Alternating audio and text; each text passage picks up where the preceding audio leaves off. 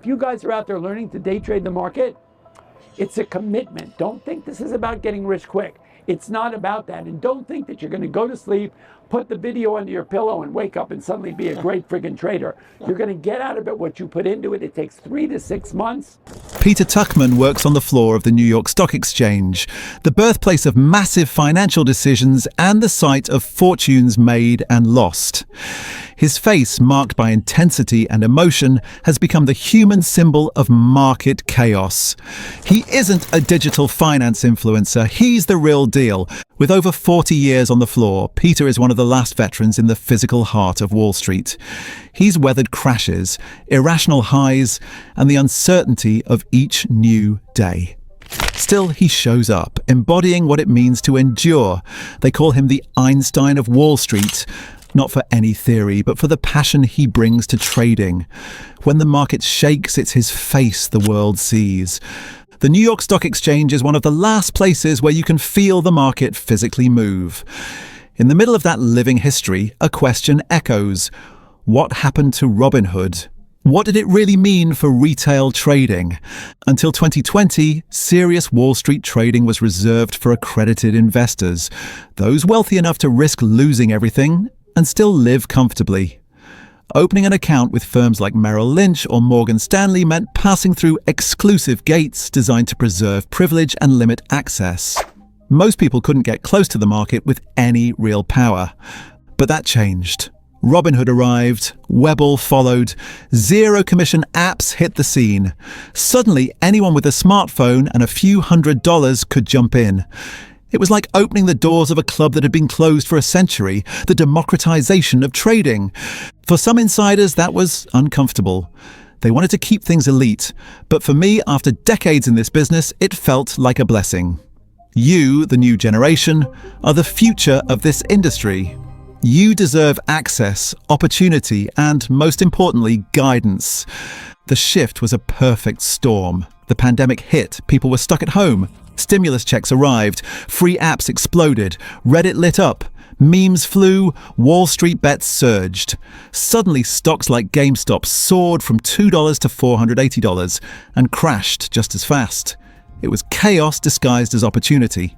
A lot of people bought into the fantasy. Photos with Lambos, stacks of cash, trades that looked like magic. But what you didn't see was what mattered. Most people didn't sell at the top. Most got stuck holding the crash. And with that, dreams fell apart. I call it the democratization of trading. On March 23, 2020, over 40 million new people entered the market. It was historic. A new generation knocked on the door and finally got in, but we forgot to give them one crucial thing: education. Nobody hands you the keys to a plane and tells you to figure it out mid-flight. The same goes for money. You can't throw millions into the market without teaching people how to trade, how to protect capital, how to exit a position, how to avoid letting emotions ruin everything. That's what was missing. Education is the great equalizer in trading. It's the gateway for those without institutional advantage, but with the hunger to learn. Many retail traders feel like the deck is stacked against them, but that feeling often comes from not understanding how the other side plays. If you study the market's movement, learn how institutions operate, how price action works, and how to manage risk, then yes, you have a real shot. The market isn't your enemy. But if you trade without a plan and without education, it'll feel like everything is against you. One of the most powerful tools a trader has is the stop loss. It lets you limit your downside with precision. You can say, I'll buy 100 shares at $50, but if it drops to $49.20, I'm out. That doesn't make you weak, it makes you disciplined. It means you're protecting your capital. Once you understand that, you stop blaming the market. Successful traders don't waste time blaming institutions, market makers, or invisible forces. They learn the game, execute, adjust, and repeat. But traders who don't study or build a strategy always find someone to blame. The market maker hit my stop. They took me out right before the move. The system's rigged. Those excuses are just signals. It's important to be clear, there's no internal or external conspiracy at play. I've worked directly with market makers for years. My business partner was one of the top players at major firms like Bank of America.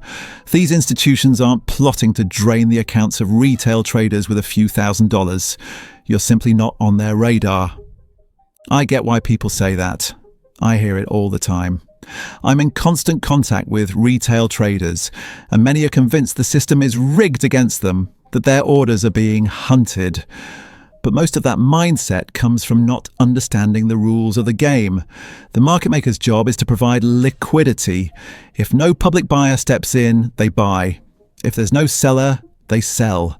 They're not forced to stand in front of a speeding train, but they are bound by clearly defined parameters set by the SEC and the exchanges. These rules are the guardrails that keep markets from spiraling out of control. For example, when a stock drops 7% and there are no public bids, the system slows down. Trading shifts to slow mode, giving participants time to determine whether the move is driven by real news, a trading error, or simply a lack of liquidity. If the drop hits 10%, a circuit breaker kicks in, stopping the entire trade. That's not about slowing down anymore, it's about preventing panic. During the COVID crash, we saw this happen in real time.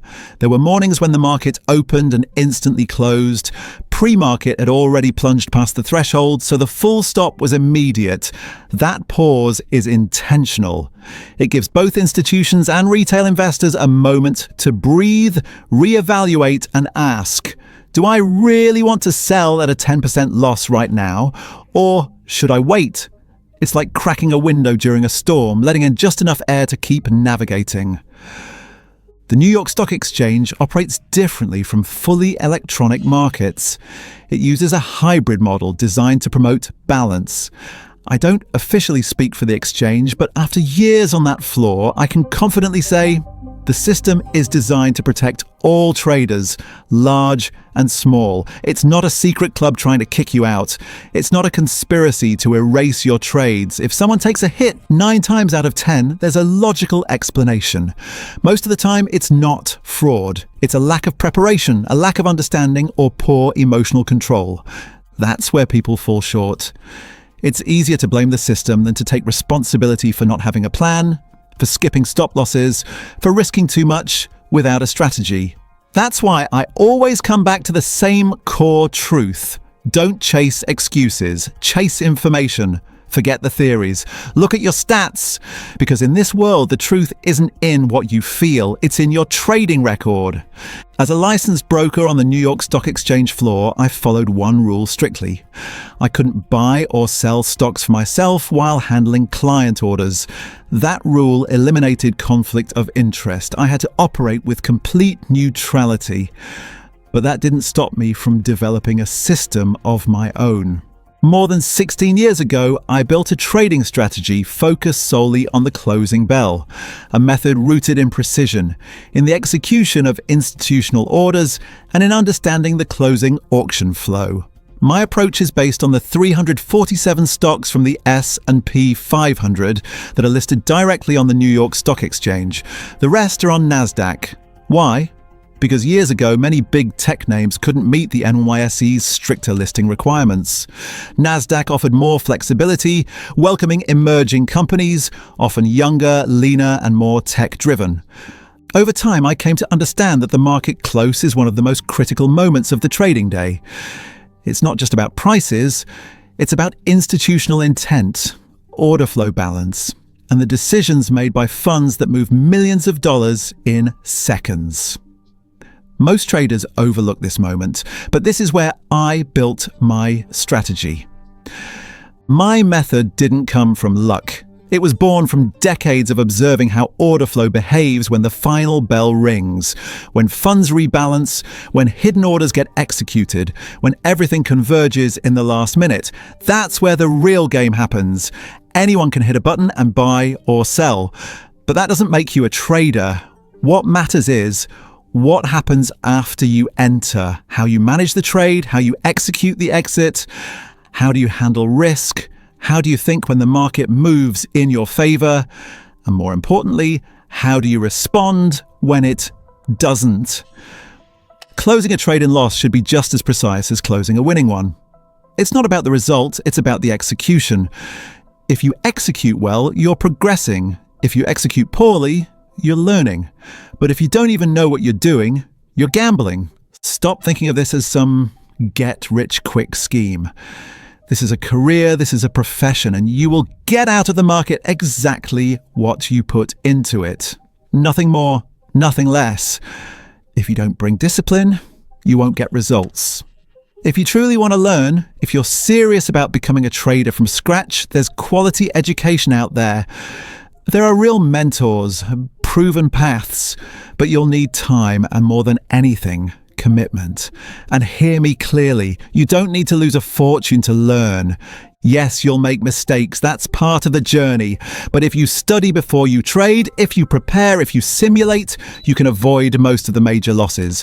You don't need to blow up your account to understand price movement. There are so many tools now. Futures, options, stocks, platforms like Thinkorswim, Interactive Brokers, Robinhood, Webull. But it's not about the platform. It's about how you think, how you decide, how you respond under pressure. The stats don't lie. 8 out of 10 people who try day trading fail. But not because the market is unfair. They fail because they come in with no plan, no preparation, no emotional or technical education. And when the odds are stacked against you, you better be ready. You need to learn how to play with probability. Just like in mountaineering, where every misstep can cost you your life, every reckless decision here can cost you your account. You can't eliminate risk, but you can protect yourself. You can prepare, and that makes all the difference. So to answer the original question, don't worry so much about the institutions. Don't waste energy thinking they're watching you, trying to make you lose. I work with institutional funds myself, hedge funds, asset managers, and I treat them the same way I treat retail traders. They don't get special treatment. Yes, they have tools you don't. Access to premium terminals like Bloomberg, which costs over $25,000 a month, but that doesn't mean they have emotional or tactical advantages. They have different problems, different pressure, and a whole different scale. Don't envy them. Envy is a dangerous emotion. It takes your eyes off the only thing that matters, your own improvement. They're whales. They play in a different league. But if you build your path the right way, if you learn seriously, if you train properly, you can earn your place in that league. Not as an imitator, but as a professional. Don't feel inferior. Don't assume they're against you. They don't even know you exist, and they don't care. If you want to play at that level, first learn to master this level. This isn't easy. It's not magic. But it is possible. Often we are the ones who complicate what's simple. The key lies in mastering the basics, identifying zones, managing risk, reading price. You don't need to be perfect, you just need to be consistently good. Stop chasing home runs. Stop swinging for the fences. What changes your account, your mindset, and your life are singles and doubles. Small, steady wins. That's the real formula. If you're always chasing the big score, you're far more likely to make a big mistake. My childhood was a gift. I was born in New York on the Upper West Side. My parents were Jewish survivors from Eastern Europe. They lived through the Holocaust, spent 4 years in prison camps, met in a refugee camp, and emigrated to the US to rebuild from zero. My father became a respected doctor. I grew up surrounded by love, structure, and values. I graduated high school early and spent a year in Israel studying agriculture, then earned a degree from the University of Massachusetts. But there was a key figure in my life. My older brother, though not by blood. My father adopted him during the war. His parents were killed. He was only 8. Thanks to my family, he made it to the US and became one of the most respected names on Wall Street. One day he said, "It's time to put on your big boy pants and get in the game." So I left agriculture behind and dove into finance. I earned a degree in international finance.